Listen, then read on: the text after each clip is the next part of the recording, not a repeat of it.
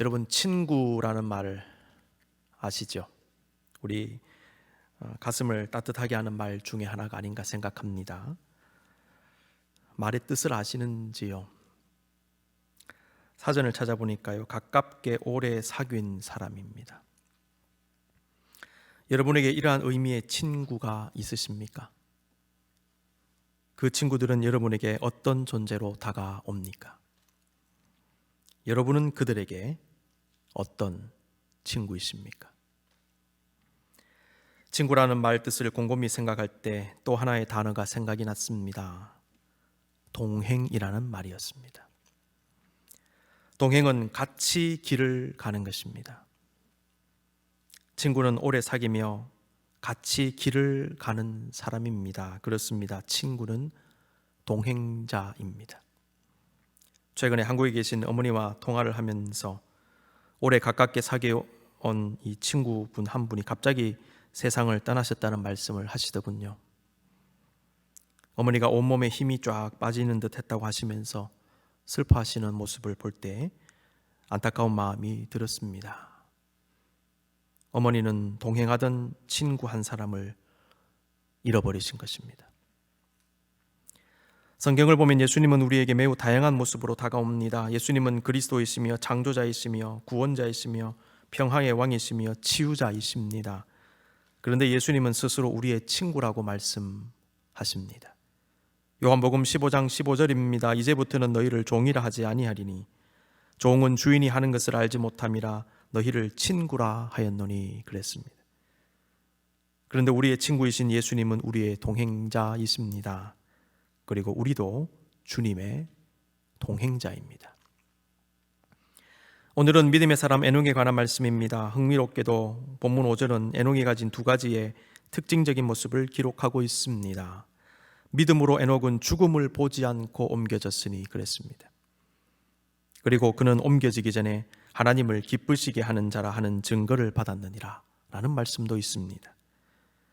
하나님을 얼마나 기쁘시게 했으면 하나님은 그를 죽음도 보지 않게 하시고 바로 데리고 가셨을까요? 여러분, 그렇다면 하나님을 기쁘시게 했다는 말씀은 무슨 의미입니까? 에녹은 어째서 하나님을 기쁘시게 하는 자가 되었습니까? 그리고 그것이 에녹의 믿음과 무슨 상관이 있겠습니까? 지난주에도 말씀드렸듯이 에녹에 대한 이 성경의 기록은 그리 많지 않습니다. 그럼에도 불구하고 오늘 본문의 두 구절의 말씀과 창세기 5장 21절에서 24절의 이 네 구절의 말씀은 매우 짧지만은 에녹의 믿음을 알려주는 매우 중요한 단서가 됩니다. 특히 히브리서 말씀과 창세기 말씀은 상호 보완적으로 작용하면서 하나의 개념을 완성하고 있는 것 같습니다. 우리는 각각의 성경에서 키워드를 발견할 수 있습니다. 그것은 창세기에서 동행이라는 표현, 히브리서에서의 기쁘시게 함, 그리고 믿음이라는 표현입니다. 이 세 가지는 마치 어떤 암호 코드 같이 엮여 있는 것 같습니다. 때때로 제가 설교를 준비하면서 느끼는 것은 성경 말씀이 코드와 같다, 암호 코드 같은 이런 느낌을 가질 때가 있습니다. 여러분, 설교자의 작업 중에 하나는 성경에서 자주 발견할 수 있는 이러한 영적 코드를 푸는 게 아닌가 생각합니다. 그것을 위해 필요한 것이 바로 성령의 조명일 것입니다. 오늘은 마치 비밀 코드를 풀어내듯이 이 세 가지의 키워드를, 특별히 관계를 규명하면서 에녹의 믿음의 본질을 발견하고 우리 자신에게 적용해 볼 수 있기를 바랍니다. 자, 히브리서 말씀 하나님을 기쁘시게 하는 자, 그리고 창세기 말씀 하나님과 동행하더니, 이 두 구절은 어떤 연관성을 가지고 있을까요? 우선 창세기와 히브리서의 표현이 다른 이유는요, 번역의 문제 때문입니다. 오늘 본문 히브리서 11장 5절은 창세기 말씀을 인용한 것입니다. 그런데 히브리어 성경을 헬라어로 번역한 이 70인역 이 성경을 인용했습니다. 문제가 뭐냐면 70인역 이 성경이 히브리 말을 성경을 인용할 때에 번역을 다르게 한 것입니다. 창세기 5장 24절 에녹이 하나님과 동행하더니 하나님이 그를 데려가심으로 세상에 있지 아니하였더라 그랬죠. 동행하더니, 이것을 70인역 헬라어로 번역할 때에 이 표현을 의미를 살려서 다르게 표현했습니다. 하나님을 기쁘시게 했다, 이런 표현으로 번역을 했다는 거예요. 그런 다음에 히브리서가 그렇게 번역된 헬라어 성경을 그대로 인용해서 오늘 본문에 기록한 했습니다. 그래서 창세기를 인용했음에도 불구하고 표현이 다르게 나타난 겁니다. 다른 번역을 인용했기 때문에. 사실 겉으로 드러나는 표현만 보면 서로 다른 말로 보이지요. 그런데 사실 두 표현은 의미적으로 절묘하게 연결되고 있다는 생각을 가지게 합니다. 그리고 에녹의 믿음에 대한 이해를 더 풍성하게 해준다는 생각도 가지게 합니다. 다시 말해서 하나님과의 진정한 동행이 하나님을 기쁘시게 하는 것이다 라는 결론을 얻게 한다는 거예요. 그래서 여러분 신구약 성경은 또 다른 구절의 성경은 같이 읽으면서 해석하는 것입니다. 자, 그렇다면 구체적으로 하나님과 동행하는 것이란 무엇을 의미할까요? 만약 우리가 하나님과 동행하는 것의 의미를 안다면 하나님을 기쁘시게 하는 것의 의미도 알게 될 것입니다. 점차적으로 개념이 명확해지겠죠. 하나님과의 동행에 대한 이해를 얻기 위해서는 창세기 5장을 살펴보아야 합니다. 에녹은 창세기 5장 18절에서 야렛의 아들로 나타납니다. 에녹이라는 이름의 뜻은 받침, 봉헌, 선생 혹은 전수자 의미를 가지고 있습니다. 에녹의 이름의 뜻과 에녹의 삶이 그렇게 매치가 되는 것 같지는 않습니다. 창세기 5장 21절에서 24절에는 동행이라는 말이 두 번 등장하지요. 21절입니다. 에녹은 65세에 무두셀라를 낳았고 무두셀라를 낳은 후 300년을 하나님과 동행하며 자녀들을 낳았으며 그는 365세를 살았더라. 에녹이 하나님과 동행하더니 하나님이 그를 데려가심으로 세상에 있지 아니하였더라 그랬습니다. 65세에 무두셀라를 낳은 후에 하나님과 동행했다는 표현은요, 아마도 무두셀라를 낳기 전과 후의 삶이 달랐음을 암시하는 것 같습니다. 하나님과의 동행은 에녹이 달라진 삶을 살았다는 것을 드러내는 결정적인 구절이 되는 것이죠. 하나님과 동행한 시절과 동행하지 아니한 시절요. 에녹은 하나님과의 동행이 없었던 65년을 살았습니다. 그리고 하나님과 동행한 300년을 살았습니다. 여러분의 인생 어떠하십니까? 하나님과 진정으로 동행하는 삶을 살아오셨습니까? 그렇다면 더 깊이 동행하실 수 있기를 바랍니다.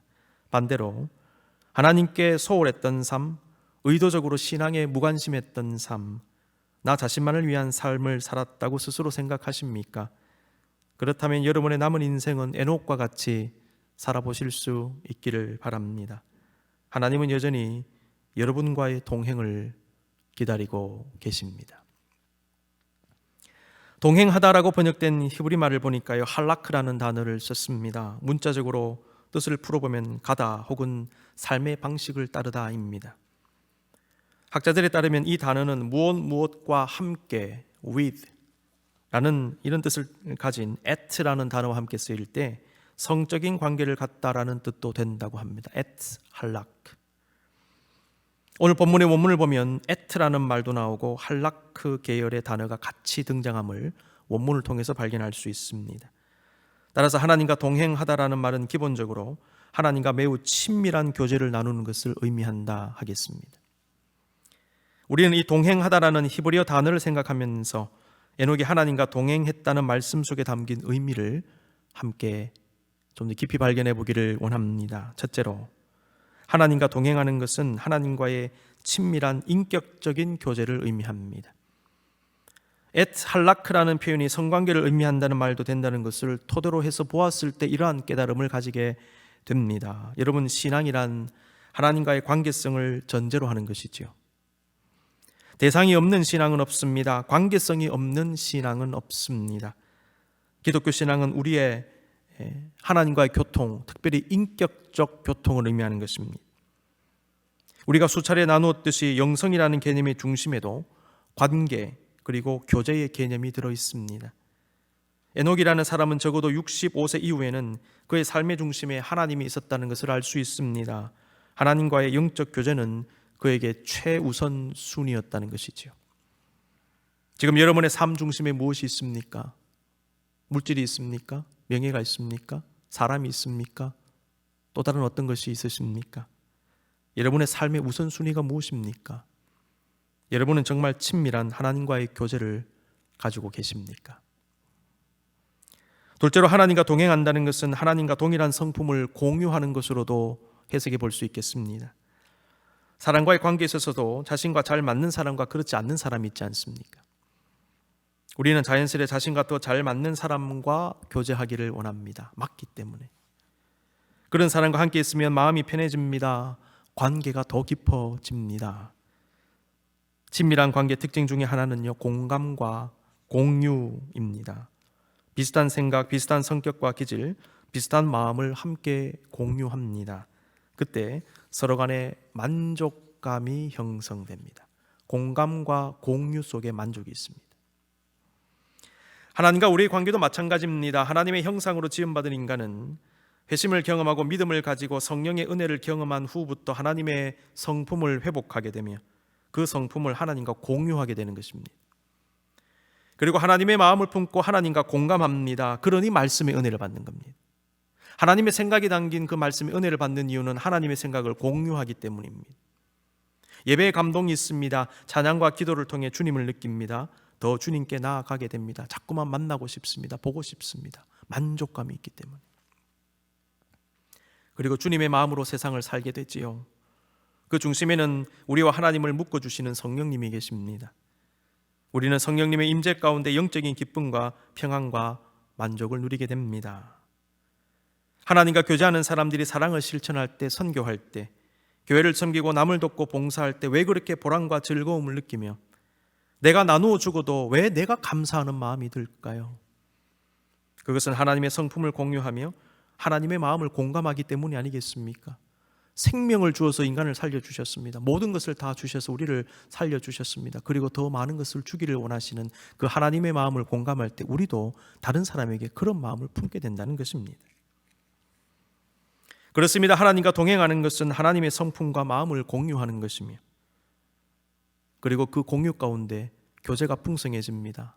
더 아름다운 관계로 발전해 나가는 것입니다. 너희 안에 이 마음을 품으라. 곧 그리스도 예수의 마음이니 주님의 마음을 공감하라. 주님의 마음을 공유하라. 동행자에게 이런 역사가 일어납니다. 세 번째로 하나님과 동행하는 것은 하나님의 방식을 따르는 것입니다. 위에서도 이 동행하다라는 뜻의 히브리어 단어 할라크는 삶의 방식을 따르다라는 뜻을 가지고 있다고 말씀을 드렸습니다. 하나님과 동행하는 자는 하나님의 성품을 가지고 하나님의 방식대로 사는 것입니다. 그것은 하나님의 뜻을 실천하는 것입니다. 설교 서두에서 친구의 의미에 대해서 나누면서 예수님께서 우리를 친구라고 부르신 말씀을 인용했지요. 여러분, 그런데요, 예수님은 친구의 조건도 알려주셨습니다. 예수님께서 말씀하신 친구의 조건은요, 예수님의 뜻을 행하는 것입니다. 요한복음 15장 14절입니다. 너희는 내가 명하는 대로 행하면 곧 나의 친구라. 예수님 친구 그냥 될 수 없습니다. 주님의 뜻을 행하는 사람이 친구입니다. 주님과 동행하는 친구는 주님의 뜻을 행합니다. 많은 성도들이 개인의 경건 생활을 통하여 하나님과 동행합니다. 그런데 하나님과의 동행이 보다 완성된 모습이 되기 위해서는 다양한 형태의 예배를 통한 교제와 함께 그것을 넘어서는 차원의 동행을 해야 합니다. 그것은 하나님의 뜻대로 행하는 것입니다. 예배에 머물러 있는 동행이 아니고 예배를 포함해서 예배를 넘어서는 동행이 필요하다는 것입니다. 이러한 진정한 동행이 하나님을 기쁘시게 하는 것입니다. 예수님은 가장 완성된 모습의 하나님과의 동행을 이루신 분이시지요. 예수님께서 세례를 받으셨을 때에 성삼일체 하나님이 동시에 출현하는 신비로운 장면이 연출되었습니다. 마태복음 3장 16절 17절입니다. 예수께서 세례를 받으시고 곧 물에서 올라오실새 하늘이 열리고 하나님의 성령이 비둘기같이 내려 자기 위에 임하심을 보시더니 성자가 출현합니다. 성령이 출현합니다. 하늘로부터 소리가 있어 말씀하시되 이는 내 사랑하는 아들이요 내 기뻐하는 자라 하시니라. 성부 하나님이십니다. 성부 하나님은 왜 성자 예수님을 향하여 내 사랑하는 아들이요 내 기뻐하는 자라고 하셨을까요? 사랑하는 아들, 기뻐하는 아들. 성자 예수님은 성부 하나님의 뜻을 행했기 때문입니다. 하나님의 뜻을 행하는 것은 순종이라고 말할 수도 있겠습니다. 성경은 예수님을 순종의 모범으로 묘사합니다. 히브리서 5장 8절 9절 말씀입니다. 그가 아들이시면서도 받으신 고난으로 그 다음 중요합니다. 순종함을 배워서 온전하게 되셨은지. 자기에게 순종하는 모든 자에게 영원한 구원의 근원이 되시고 그랬습니다. 빌립보서 2장 5절에서 8절 말씀입니다. 너희 안에 이 마음을 품으라 곧 그리스도 예수의 마음이니 그는 근본 하나님의 본체시나 하나님과 동등됨을 취할 것으로 여기지 아니하시고 오히려 자기를 비워 종의 형체를 가지사 사람들과 같이 되셨고 사람의 모양으로 나타나사 자기를 낮추시고 그 다음 중요합니다. 죽기까지 복종하셨으니 언제까지? 죽기까지 복종하셨으니 순종하셨으니 곧 십자가에 죽으십니다. 성부 하나님의 기쁨은 성자 예수님의 순종 때문이었음을 알게 됩니다. 사람끼리도 서로 존중하고 순종하며 서로를 지지해 줄 때 기쁨을 주지 않습니까? 마찬가지로 하나님께 순종함으로 동행하는 사람이 하나님을 기쁘시게 하는 사람이라는 것을 깨닫게 됩니다. 믿음의 사람 에녹은 바로 그러한 사람이었습니다. 네 번째입니다. 하나님과의 동행은요, 일상에서의 삶에서의 동행이었습니다. 어디 산에 들어가서 기도원에 들어가서 하는 그런 동행이 아니었습니다. 일상 속에서의 동행이었습니다. 창세기 5장에 기록된 에녹의 모습은 우리가 잘 아는 대로 척박한 삶의 현장에서 그 현장에서의 동행이었음을 알게 합니다. 창세기 5장 22절입니다. 무두셀라를 낳은 후 300년을 하나님과 동행하며 자녀를 낳았으며, 이 말씀은 예전에도 함께 나눈 적이 있지요. 자, 자녀들을 낳았으며 라는 표현은 그가 생활인이었음을 보여주는 것입니다. 그는 산에 들어가 기도만 하는 사람이 아니었습니다. 자녀들을 낳고 먹이고 입히고 부양하기 위해 노력한 사람이었습니다. 열심히 일하지 않으면 안 되는 사람이었습니다. 돈을 벌지 않으면 안 되는 사람이었습니다. 중요한 것은 하나님과 동행하며 자녀를 낳은 것입니다. 에녹은 힘들고 고단한 일상의 삶 속에서 하나님께 집중하며 동행한 사람입니다. 힘든지만, 피곤하지만, 일이 많지만 그 속에서 하나님께 집중한 사람입니다. 그런데 사실 이것은 말같이 쉽지가 않습니다. 16세기 잉글랜드의 정치가요, 학자였던 토마스 모어라는 사람이 있습니다. 이분이 쓴 책 가운데 유토피아라는 책 있습니다. 1516년에 나왔는데요, 이분이 이 유토피아라는 말을 만들었습니다. 이 책에 다음과 같은 내용이 기록되어 있다고 합니다. 유토피아인들은 하루를 24시간으로 나누어 그중 6시간만을 일하는 시간으로 배정하고 있습니다. 정오까지 3시간 일하고 정오가 되면 점심을 먹으러 갑니다. 점심 후에 2시간 쉬고 나서 다시 3시간 일합니다. 이런 기록이 있습니다. 이 책은 이분이 쓴 일종의 픽션 같은 책인데 이상향을 그리면서 쓴 책입니다. 이것은 유토피아 세계에서 일하는 모습이라고 합니다. 그런데 유토피아라는 말은 여러분 아시는 대로 이상향, 이상적 세계를 의미하는 것이지요. 그런데요, 이 유토피아라는 말은 사실 중의적이다, 이렇게 학자들은 얘기합니다. 중의적이라는 말은 두 가지 이상의 의미로 해석된다는 것입니다. 유토피아라는 이 영어 단어는요, 그리스어에서 유래했는데요, 우토피아에서 왔습니다. 우토피아라는 말은 not 혹은 no라는 의미의 우라는 말과 place, 장소 혹은 region, 지역이라는 뜻의 토포스라는 말이 합쳐진 것입니다. 직역하면 장소가 없는 우토피아, 우토포스, 장소가 없다는 얘기죠. 존재하지 않는 곳이라는 얘기입니다. 인간은 이상적 세계를 꿈꾸지만 사실 그 세계는 존재하지 않는다는 거예요. 그래서 이 표현 자체가 중의적이라는 것입니다. 있는 것 같은데 없는 곳이라는 얘기죠. 있을 것 같습니다. 손에 잡힐 듯 합니다. 그런데 없습니다. 많은 사람들이 존재하지 않는 이상향 유토피아를 꿈꾸고 있습니다. 특히 일 안 해도 행복한 것을 꿈꿉니다. 오늘 제가 인용한 그 구절을 보면 일 안 해도 행복한 곳 아닙니까? 일 많이 안 해도. 그런데 하나님은 이 땅을 만드실 때에 정말 열심히 일해야 되는 곳으로 만드셨다는 것이지요. 열심히 일하고 땀 흘리지 않으면 살 수 없는 곳이 바로 이 땅입니다. 그러므로 우리가 알고 있는 그런 유토피아는 없습니다. 성도가 꿈꾸어야 하는 유토피아는 이 땅에서 나의 일을 통하여 행복을 누리는 곳, 그 일을 통하여 이상을 실현하며 사는 곳이 아닐까 생각합니다. 이것이 바로 성경적 유토피아일 것입니다. 일을 안 해도 되는 유토피아가 아니라 일을 하면서 이루는 유토피아입니다. 그런데 이러한 영적 유토피아의 중심에 반드시 있어야 할 것이 있습니다. 하나님과의 동행입니다. 에녹은 일상에서 열심히 일했습니다. 그런데 하나님과 동행하며 열심히 일한 것이죠. 힘들고 어려운 삶의 고통을 견디면서 삶의 기쁨을 누리고 만족을 누릴 수 있는 원인은 바로 하나님과의 깊은 동행이었다는 것입니다. 에녹은 하나님과의 동행 가운데 열심히 일하고 그렇게 살아가는 과정에서 만족과 기쁨을 누릴 수 있지 않았을까요? 비록 일이 힘들지만은, 땀을 흘려야 하지만은 하나님과의 동행이 주는 그 기쁨 때문에 삶이 기쁜 것이지요. 에녹은 일하면서 이루는 유토피아를 경험하지 않았을까 생각해 보았습니다. 이러한 깨달음에 도움을 주는 말씀 중에 하나가 전도서 5장 24절인 것 같습니다. 사람이 먹고 마시며 수고하는 것보다 그의 마음을 더 기쁘게 하는 것은 없나니. 열심히 일하고 땀을 흘리고 그리고 맛있게 먹고 마시고 이것 이상의 기쁨이 있냐 하는 것입니다. 열심히 일하는 중에 얻는 그 기쁨이라는 것이지요. 그런데 내가 이것도 본즉 하나님의 손에서 나오는 것이오다.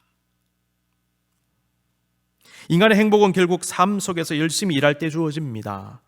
그리고 그 행복은 하나님의 손에서 나오는 것입니다. 하나님과의 깊은 동행에서 나오는 것입니다. 하나님과의 깊은 동행 가운데 열심히 일할 때 얻는 행복과 기쁨입니다. 이것이 우리가 추구해야 하는 영적 유토피아가 아닐까요?